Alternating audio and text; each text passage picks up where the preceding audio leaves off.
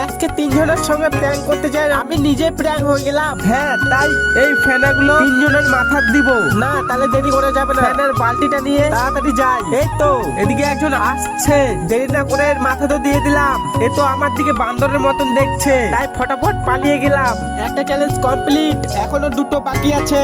এই তো এদিকে আরেকজন আসছে, ফেনাগুলো এর মাথা তো দিয়ে দিলাম। পালাতে গিয়ে আমি নিজে ফেসে গেলাম এই কোণের মধ্যে। আমার মাথা ধরে বালতির মধ্যে মাথাটা ঢুকাই দিল, আবার ফেনাগুলো উঠে নিয়ে আমার মাথা দিয়ে টুপিটা দিয়ে চলে গেল। যাক, যা হয়েছে হয়েছে। দুটো চ্যালেঞ্জ কমপ্লিট হয়েছে, তো এখনো আরেকটা চ্যালেঞ্জ বাকি আছে। তাই আবার বালতিটা উঠাই দিয়ে এদিক ওদিক খুঁজছি আরেকজনকে। এই তো এদিক থেকে একজন আসছে, চুপচাপ পিছন দিকে আগাচ্ছি। ওরে এর মাথা তো দিয়ে দিলাম। মালটা যেভাবে আমার দিকে তাকাচ্ছে আমাকে তো খাই ফেলবে।